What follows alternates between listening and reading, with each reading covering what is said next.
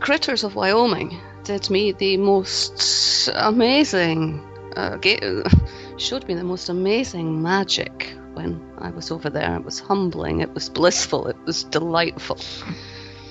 And I was kind of speechless. It was just so amazing to me. Why? What was the?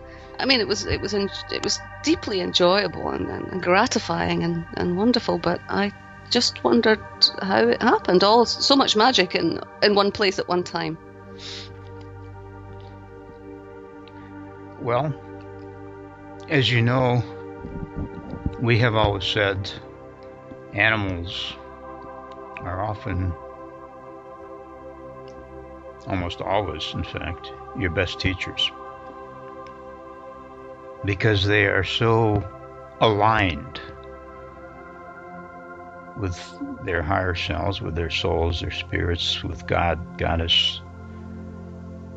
And the animals here where Johnny lives in Wyoming are not used to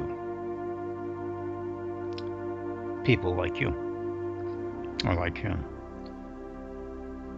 People who can communicate with them. Everybody can communicate with them, but few do, especially in a place like this. And so they recognize a kindred spirit in you. And it doesn't matter what animals we're talking about. The deer that visited you in the backyard in the mornings, the crows. Oh, they were amazing. The eagles, the rabbits. They were clustering around you because they loved your energy. They knew they were safe, they were loved. There was no danger there. They just simply wanted to be in your energy. Even the wolves that you talk to telepathically, they picked up on that too. And thank you.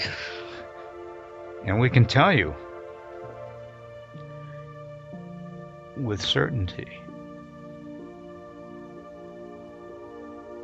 that some of those wolves who would have been shot and killed when Wyoming opened the season on them on October 1st, did move into a safe place.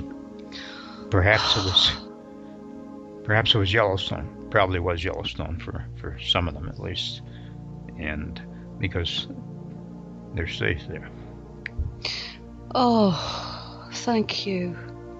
I wanted that night, I wanted just to anchor all the love and compassion that so many people around the world have for them, and I wanted to let them know and feel that they were loved, and also tell them to get the hell out. Well, they did.